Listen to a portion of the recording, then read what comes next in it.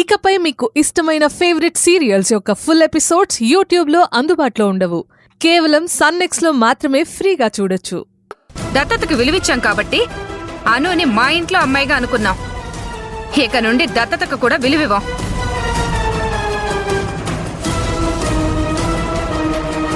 ఈ విషయం అనుకి తెలిస్తే బాధపడుతుందక్క. నువ్వు అనవసరంగా నా భార్యకు దత్తత పేరుతో కూతురు స్థానం కల్పించావు. ఇప్పుడేమో నీ భార్య కూతుర్లు అలాంటిదేమీ లేదంటున్నారు. ఈ విషయం తెలిస్తే అను ఎంత బాధపడుతుంది? కార్తీక్, అనుకి ఎలాంటి లోటు రాకుండా నేను చూసుకుంటాను. బావా ప్లీజ్, నా అను బేబీకి ఇప్పుడు నువ్వే తండ్రివి. అను ఇప్పుడు నాకు ఒక తండ్రి ఉన్నాడు అంటుంది. ఆ అమ్మాయి ఆశల మీద నీళ్లు చల్లకు బావా. కార్తీక్, నువ్వు బాధపడకు. బాధ కాదు బావా, భయం వేస్తుంది. ఇప్పుడు మీరు అక్క మాటలు నమ్మి అనుకి దత్తత క్యాన్సిల్ చేసుకుంటే తన పరిస్థితి ఇక ఏ రైల్వే పట్టాలో ఏ ఫ్యాన్కు ఊరేసుకోవడం జరుగుతుంది. ఏంట్రా ఏదేదో మాట్లాడుతున్నా? నా భార్యని మీరు అందరి సమక్షంలో దత్తత తీసుకొని ఇప్పుడు కాదంటే అను పరిస్థితి ఎలా ఉంటుంది? అందుకే నేను ఇలాగే మాట్లాడతాను. అక్క, నాకు నా భార్య ముఖ్యం. దివ్య, నువ్వంటే నాకు ఎలాంటి కోపం లేదు. నా భార్య గురించి ఆలోచించి ఇలా మాట్లాడాను. అసలు అనుని దత్తత తీసుకోకపోయింటే ఇదంతా ఉండేది కాదు కదా.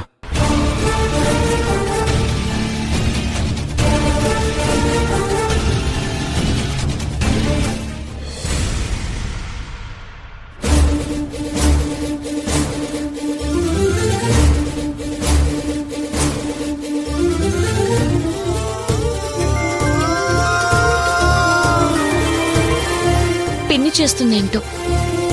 హలో పిన్ని. అమ్మ సుందరి. ఏంటి పిన్ని గొంత అదోలా ఉంది? ఏమైంది? మీ బాబాయి పల్లవి అసలు పేరెంట్స్ ఎవరనేది సుందరికి తెలుసు. డైరెక్ట్ గా అడిగితే నువ్వు చెప్పవంట. అందుకే నన్ను అడగమని చెప్తున్నాడు. అవునా పిన్ని? పోలే రమల బాగా తిని ఎంత బాగా కూర్చుందో చూడు. మహా తల్లి చిక్కులేదు.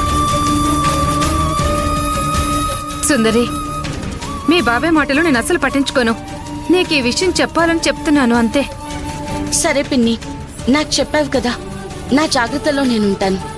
మంచిది సుందరి, ఉంటాను.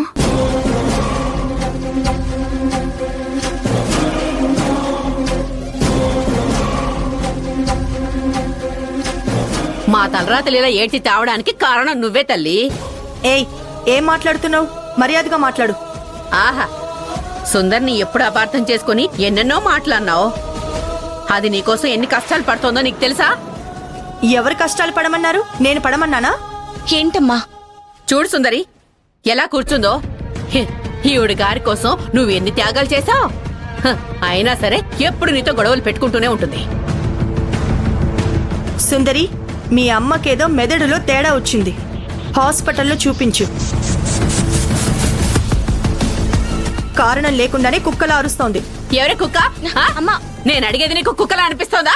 అమ్మా, ఆగమ్మా. ముందు ముందు నువ్వు పశ్చాత్తాపడే రోజులు చాలానే ఉంటాయాను. నువ్వు నా బిడ్డని ఎన్ని ఇబ్బందులు పెట్టావో అంతకంతా నువ్వు కూడా అనుభవిస్తావు. అమ్మా, నోరు మూసుకుంటావా? పల్లవిని నువ్వు ఒకటే విసుక్కుంటున్నావు, తిడుతున్నావు. అసలు పల్లవిని నీకెందుకు దగ్గర చేయాలనుకుంటుందో నీకు తెలుసా? పల్లవి అను మేడం కూతురని చెప్తుందా ఏంటి? పల్లవిని నాకెందుకు దగ్గర చేయాలనుకుంటోంది? నీ కూతురికి ఏమైనా క్యాన్సర్ ఉండి చనిపోబోతోందా? ఏయ్, ఏం మాట్లాడుతున్నావు? నా కూతురికి క్యాన్సర్ రావాలని కోరుకుంటున్నావా? అమ్మా, చూసావు సుందరి, ఈ అను నీకు లేనిపోని జబ్బులు రావాలని కోరుకుంటుందే. అమ్మా గొడవద్దు. అన్నంత మాత్రాన అదేం జరగదు. నువ్వు పద. ఆ పాపిష్టి దాన్ని నాకంటగట్టిందని నేను బాధపడుతుంటే నువ్వొచ్చి ఎందుకు అంటగట్టిందో తెలుసా అని నీతులు చెప్పబోతున్నావా? ఏ అను, నీకు నిజం తెలీదు. అసలు ఆ పల్లవి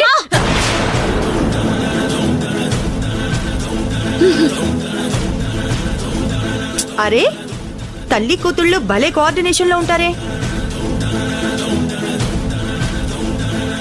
తల్లేదో విషయం ఉన్నట్టు చెప్పబోవడం, కూతురు అడ్డొచ్చి గట్టిగా అరవడం.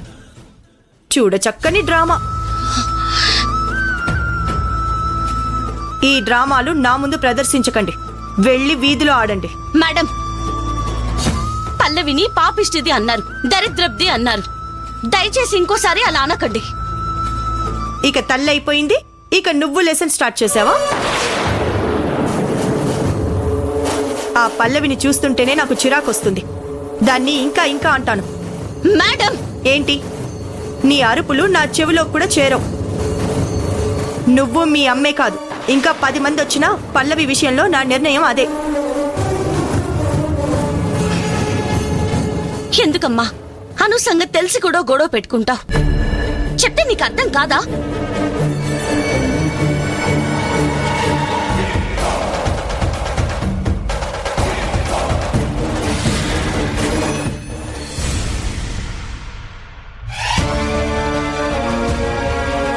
ఆస్తిని అనూకి రాసివ్వడం అంటే కన్న కూతురికి కదా రాసిచ్చేది.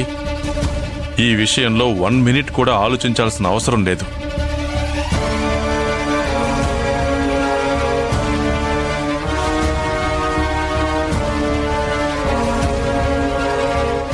మీ నాన్న అను కోసం ఎందుకు అంతగా ఆరాటపడుతున్నాడంటావు దివ్య? నాకు అదే అర్థం కావట్లేదమ్మా. కానీ కారణం ఖచ్చితంగా బలమైందేదో ఉంది.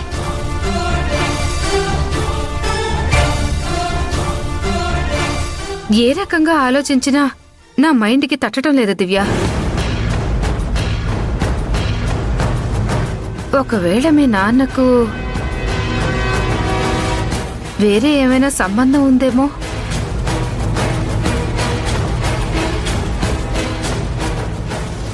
అను విషయంలో అలా అనుకుందామంటే ఆ అను మొదటి నుండి అమ్మా నాన్న లేని అనాథ బతికి బతుకుతుంది.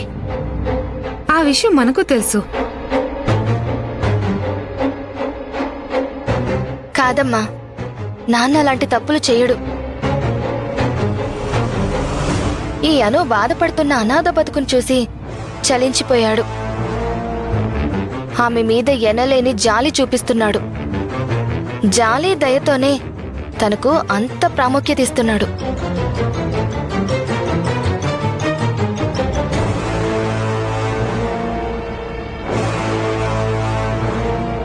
నాన్న,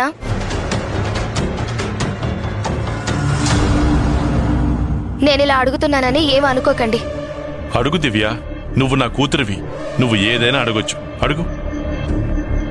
నన్ను మీరు అనులా పెంచుకున్నారా, లేక నేను మీ సొంత కూతుర్నా?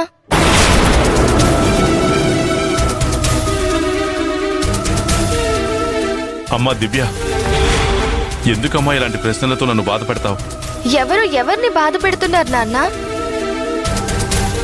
మీరు మాకు చెప్పా పెట్టకుండా అనుని దత్తత తీసుకోవడం అంటే మమ్మల్ని ఒక్కసారిగా పైనుండి నెట్టేసినట్టు ఫీల్ అవుతున్నాం నాన్న.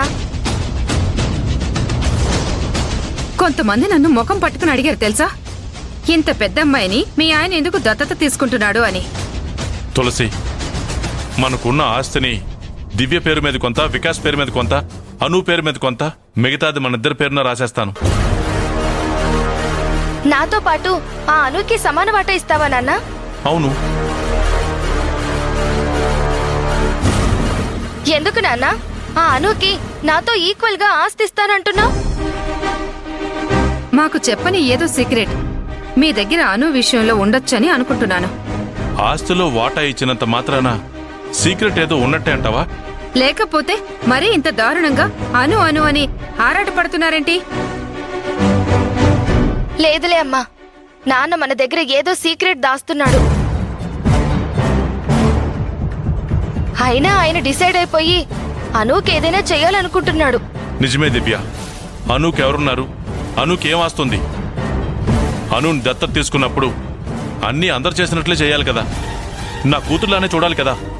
అలాంటప్పుడు సుందరి కూడా మీ చేతులు మించి గోరుముద్దలు తిని ఎదిగిన అమ్మాయే కదా. సుందరికి నాకు ఆస్తిలో చెరిసగం రాయి నాన్న.